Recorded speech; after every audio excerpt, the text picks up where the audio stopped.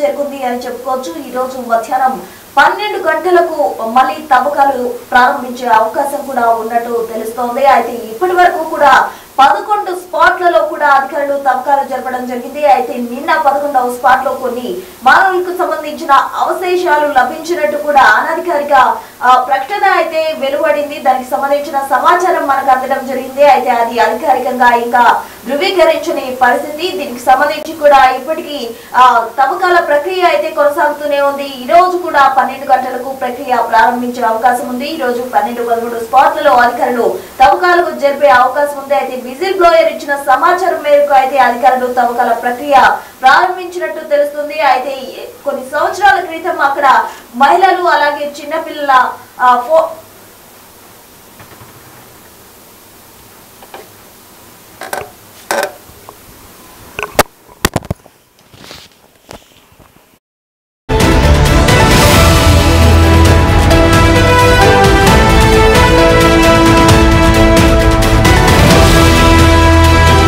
మరికొందరిని కూడా గుర్తించే పనిలో అక్కడ అధికారుల బృందం అయితే ప్రయత్నిస్తూ ఉంది।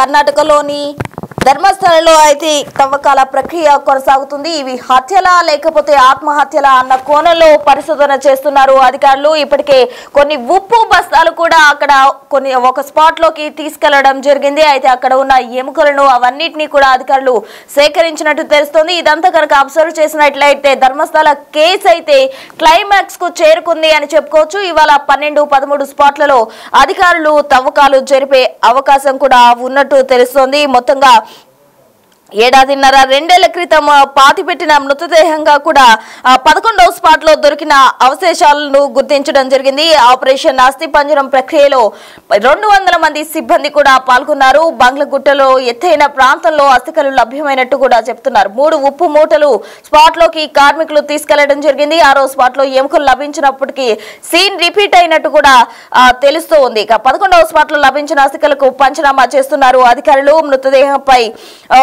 ఉన్నట్టు అధికారులు వెల్లడించడం జరిగింది। మెడకు ఉరివేసుకున్న తాడు ఉండడాన్ని సిట్ టీం గుర్తించింది। అనంతరం 5 బకెట్లలో కూడా సీల్ చేసినట్టు తెలుస్తోంది। అస్థికలు ఫారెన్సిక్ ల్యాబ్ కు ఎఫ్ఎస్ఎల్ టీం కూడా తరలించింది। ఇప్పటికే ఇవి హత్యల ఆత్మహత్యల అన్న కోణంలో అధికారులు పరిశోధన చేస్తున్నారు। ఇదంతా కూడా దేశం మొత్తం అంతటా కూడా ఇది ఒక సంచలనంగా మారింది అని చెప్పుకోవచ్చు। ఈ కేసు సోమవారం 11-12 స్పాట్లను పూర్తి చేయాల్సి ఉన్నప్పటికీ కూడా 11వ స్పాట్ లో అస్థికలు లభించడంతో తవ్వకాల్లో ఆలస్యం జరిగింది। అయితే ఈ రోజు అలాగే మంగళవారం 12-13 స్పాట్ లో సిట్ తవ్వకాలు జరిపే అవకాశం కూడా ఉంది। ఇక 7-10 స్పాట్లలో తవ్వకాలు జరిపినప్పటికీ ఎక్కడ అస్థికలు గానీ ఎముకలుగా ఆనవాళ్లు కూడా దొరకని పరిస్థితి। 11వ స్పాట్ లో ఎముకలు లభించడంతో కేసుపై ఉత్కంఠ నెలకొంది అని చెప్పుకోవచ్చు। 12వ స్పాట్ లో ఇంకా ఏమి లభిస్తాయో అన్న దానికి సంబంధించి కూడా ఆసక్తి నెలకొంది। మొత్తంగా ఈ కేసు ఒక సంచలనం అనే చెప్పుకోవాలి। కర్ణాటక రాష్ట్రంలో దక్షిణ కన్నడ జిల్లాలో ఉన్న ధర్మస్థల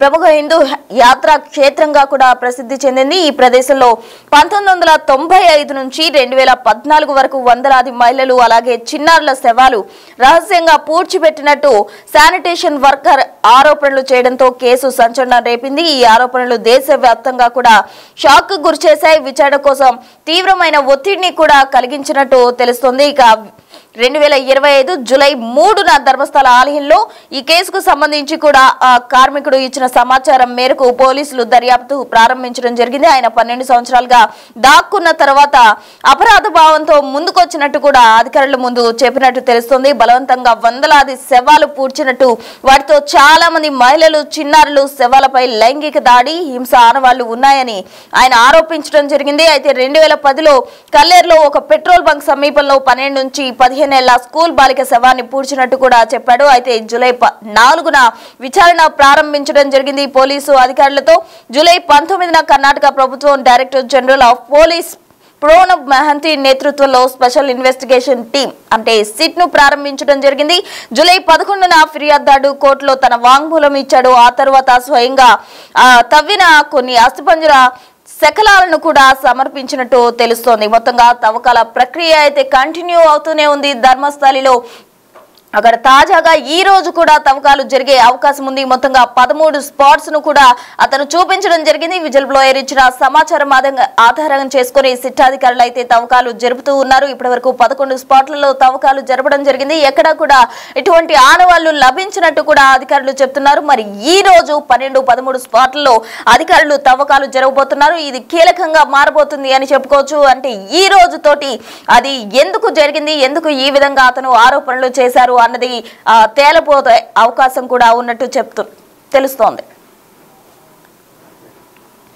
అయితే ఇదే అంశానికి సంబంధించి కూడా అక్కడ స్థానికంగా జరిగిన బయట ఒకసారి చూద్దాం. దొరికాయి అనేది బయటకు వస్తున్న అనధికార సమాచారం. అందుకే మరోసారి డిస్క్లైమర్ ఇస్తూ ఉన్నాము. ఈ బ్రేకింగ్ కనుక నిజం అయితే నిజమో కాదో పూర్తి స్థాయి క్లారిటీ ఇంకా రావాల్సి ఉంటుంది. అధికారులు అఫీషియల్గా ధృవీకరించాల్సి ఉంటుంది. మనకున్న సోర్సుల్లో చెక్ చేసిన క్రమంలో 4 బాడీలను ఐడెంటిఫై చేశామనేది వాళ్ళు చెప్తున్నది. ప్రస్తుతం తవ్వకాలు జరుపుతున్న ప్లేస్ని కూడా మీరు ఒకసారి ఎదురుగా చూడవచ్చు. ఆ గ్రీన్ పరదా ఏదైతే కప్పారో ఆ పోలీస్ వెహికల్ ఏదైతే ఉందో ఆ వెహికల్ వెనకాల మీకు కరెంటు స్తంభాలు మీకు కనిపిస్తూ ఉన్నాయి. ఆ కరెంటు స్తంభాల వెనకే ప్రస్తుతం డిగ్గింగ్ అంతా కూడా జరుగుతోంది. సో దాని దగ్గరే ప్రస్తుతం 4 మృతదేహాల ఆనవాళ్లు దొరికాయి అనేది ఇప్పటివరకు బయటకు వస్తున్న ప్రచారం. ఎగ్జాక్ట్లీ మీకు ఎదురుగా లొకేషన్ చూపిస్తున్నాను. పోలీస్ వెహికల్ వెనకాల కరెంటు స్తంభాలు కనిపిస్తున్నాయి. కరెంటు స్తంభాల పక్కనే 11వ నంబర్ లొకేషన్లో తవ్వకాలు ఉదయం నుంచి కూడా సాగుతూ ఉన్నాయి. చాలామంది ఉదయం నుంచి కూడా వెరీ ఇంట్రెస్టింగ్గా ఎదురు చూస్తూ ఉన్నారు.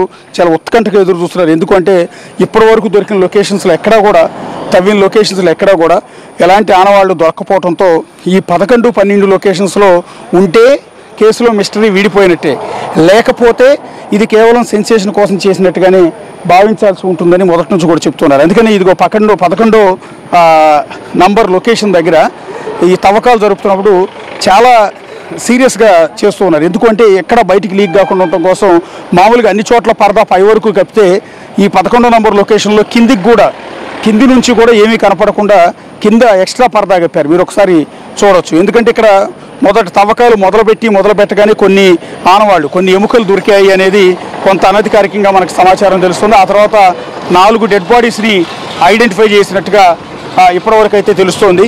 సో దీనికి తోడు ఇప్పుడు మనకు కొద్దిసేపటి క్రితం లోపలికి ఉప్పు బస్తాలని తరలించారు.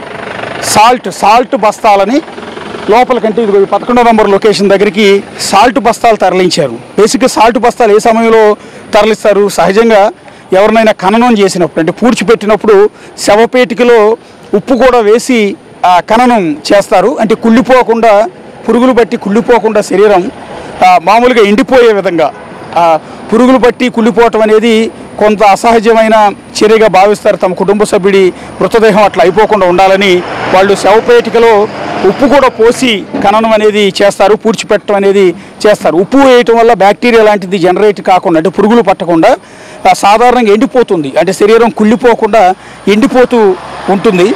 దానివల్ల వాళ్ళ ఆత్మకి శాంతి లభిస్తుందని భావిస్తుంటారు. అందుకని ఉప్పు వేస్తుంటారు. ఇంకంతేకాదు పల్లెటూళ్ళలో చాలామంది ఈ ఆవులు కానీ, ఎద్దులు కానీ, గేదెలు కానీ చనిపోయినప్పుడు వాటితో పాటు వాటిని గొయ్యిదీసి పాతిపెట్టి ఆ కళేబరాన్ని దానితో పాటు కొన్ని బస్తాలు ఉప్పు వేస్తూ ఉంటారు. ఎందుకంటే ఒకటి స్మెల్ రాకుండా, రెండోది బ్యాక్టీరియా జనరేట్ అయ్యి కుళ్ళిపోకుండా ఉండటానికి అలా చేస్తుంటారు. సో ఇప్పుడు ఈ తవ్వకాల దగ్గరికి ఉప్పు బస్తాలు లోపలికి తరలించడం, స్వయంగా కూలీల చేత పోలీసులే ఉప్పు బస్తాలను లోపలికి ఇదే స్పాట్కి తీసుకెళ్లారు. ఎందుకు తీసుకెళ్లారు? మొన్న కూడా ఇక్కడ తవ్వకాలు జరిపారు. ఆ రోజు ఏం ఐడెంటిఫై కాలేదు కాబట్టి వాళ్ళకు ఉప్పు అవసరం అనేది పెద్దగా లేకుండా పోయింది. ఇక్కడ మానవ మృతదేహ అవశేషాలు, అంటే ఎముకలు, పుర్రెలు దొరికాయి కాబట్టే ఈ ఉప్పుని బహుశా అక్కడికి తరలించుంటారు అనేది ఈ బయట ఉన్న వాళ్ళందరూ కూడా చెప్తున్న మాట. సో ఉప్పు బస్తాలను స్వయంగా తీసుకెళ్లారు. ఇది లేటెస్ట్ డెవలప్మెంట్. ఇంకోటి విజిల్ బ్లోయర్ అని చెప్తున్న ఆ వ్యక్తి కూడా చాలా స్పష్టంగా చెప్తున్నాడు, ఈ లొకేషన్లో ఖచ్చితంగా డెడ్ బాడీస్ ఉంటాయి.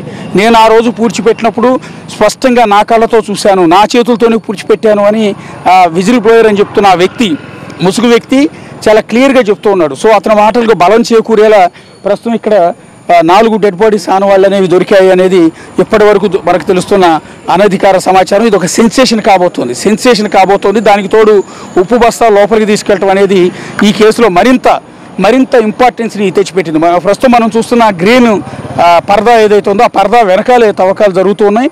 ప్రొక్లైనర్తో ఇప్పటివరకు కూడా తవ్వారు. ఇంకొక బేస్ కూడా మనం ఒకసారి చూడాల్సింది. అక్కడ ఉన్న ప్రొక్లైనర్, ఆ చిన్న ప్రొక్లైనర్ని బేసిక్గా గొయ్యి దవ్వటానికి తీసుకెళ్లారు. సో ఆ తర్వాత దాన్ని బయటకు పంపించేశారు. అంటే గొయ్యి దవ్వటం కంప్లీట్ అయిపోయి బహుశా పుర్రెలు ఎముకలు లభ్యమైన తర్వాత ప్రొక్లైనర్తో పని ఉండవు. అక్కడ తీసుకెళ్లిన కూలీల సాయంతో, పలుగులు పారల సాయంతోనే వాటన్నిటిని కూడా వెలికి తీయాల్సి ఉంటుంది. అందుకని ప్రొక్లైనర్ అవసరం లేదు కాబట్టి ప్రొక్లైనర్ని కూడా బయటకు పంపించేసినట్టున్నారు. చక్కగా ప్రొక్లైనర్ డ్రైవర్ కూడా బయట కూర్చుని రిలాక్స్డ్గా కూర్చుని ఉన్నాడు, పెద్దగా పని లేదు దానికి. సో మనుషులు మొత్తం కూడా పనిచేస్తున్నారు. 20 మందికి పైగా కూలీలు లోపల పనిచేస్తున్నారు. ఇక్కడ సిట్ టీమ్ సభ్యులు ఉన్నారు, ఫోరెన్సిక్ టీమ్ సభ్యులు ఉన్నారు, క్లూస్ టీమ్ సభ్యులు ఉన్నారు, రెవెన్యూ సభ్యులు ఉన్నారు, ఇంకా మిగిలిన పోలీస్ శాఖకు సంబంధించిన సిబ్బంది అందరూ కూడా, అంటే లోకల్ పోలీసులు అందరూ కూడా ఉన్నారు. వాళ్ళందరి సమక్షంలోనే పంచనామా అనేది నిర్వహించాల్సి ఉంటుంది. ఒకవేళ ఎముక, చిన్న ఎముక దొరికినా పెద్ద ఎముక దొరికినా అది అధికారులందరి సమక్షంలో వీడియోగ్రఫీతో వీడియో మొత్తం కూడా తీస్తూ ఉంటారు, ఫొటోస్ ఎప్పటికప్పుడు తీస్తూ ఉంటారు. ఆ తీసిన సమయం అంతా నోట్ చేసుకుంటారు. తీసే శాంపిల్స్ అన్నింటిని కూడా చాలా జాగ్రత్తగా కలెక్ట్ చేసుకుంటారు. ఆ తీసుకున్న శాంపిల్స్ అన్నింటిని కూడా ఇప్పుడు తీసుకెళ్ళిన ఉప్పు ఏదైతే ఉందో బహుశా ఆ ఉప్పులో ప్యాక్ చేస్తారేమో అనుకుంటున్నాం. మరి పూర్తిగా దానికి సంబంధించిన సమాచారం మన దగ్గర లేదు కాబట్టి సాల్ట్ తీసుకెళ్ళటానికి బహుశా కలెక్ట్ చేసుకున్న ఎముకల్ని, పుర్రెల్ని అందులో సాల్ట్లో పెట్టి తీసుకొస్తారా ఏంటనేది చూడాల్సి ఉంటుంది. లేకపోతే స్మెల్ వస్తుంది కాబట్టి దాన్ని కంట్రోల్ చేయడానికి ఏమైనా తీసుకెళ్ళారంటే రకరకాల, ఇది కొన్ని ఏళ్ల క్రితం పూడ్చిపెట్టిన మృతదేహాల తాలూకు అవశేషాలు ఉన్నా కూడా అందులోంచి స్మెల్ పెద్దగా రాదు, ఎముకల నుంచి పెద్దగా స్మెల్ అనేది రాదు. సో ఎందుకు ఉప్పు తీసుకెళ్లాల్సి వచ్చింది? సో ఇది బేసిక్గా ఈ పోస్ట్ మార్టం చేసే అటాప్సీ వైద్యులకు కావచ్చు, అటాప్సీ సిబ్బందికి వీళ్ళకి ఎక్కువగా అవగాహన ఉంటుంది. సాల్ట్ ఏ సందర్భాల్లో వాడుతుంటారు అనేది డాక్టర్లకి పూర్తి స్థాయి అవగాహన ఉంటుంది.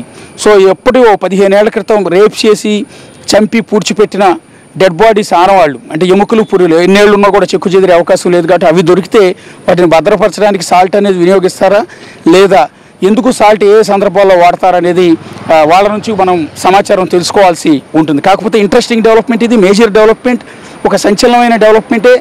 సో మరి కాసేపట్లో దానికి సంబంధించిన ఏమన్నా అప్డేట్స్ని అధికారులు ధృవీకరిస్తారా లేదా అన్నది చూడాల్సి ఉంటుంది. లేదంటే కనుక ఇప్పుడు అక్కడ తవ్వకాలు చేస్తున్నారు కాబట్టి ఒకవేళ దీన్ని రహస్యంగా ఉంచి పూర్తిస్థాయి రిపోర్ట్స్ని అప్డేట్ చేయడానికి ఇంకా టైం పడుతుంది కాబట్టి మీడియాకు పూర్తి వివరాలు వెల్లడించని పక్షంలో ఒకవేళ ఎముకలు లాంటివి కనుక దొరికితే ఇదిగో ఇటువైపు నుంచే తీసుకొస్తారు.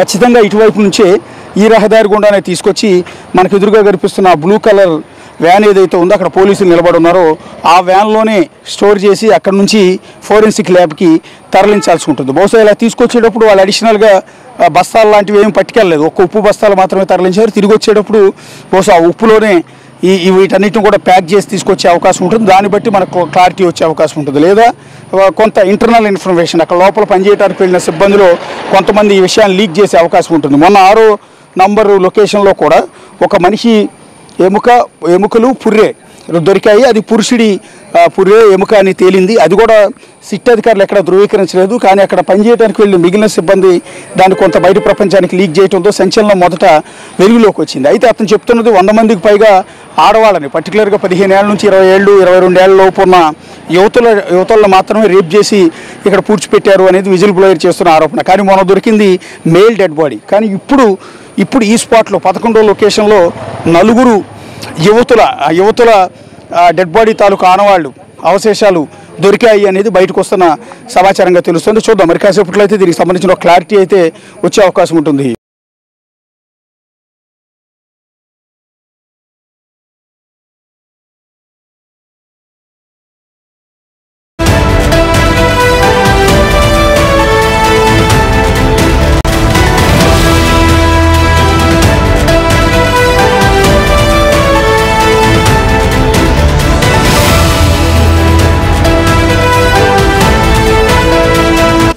The Big Folk Night 2025 celebrating the soul of Telangana.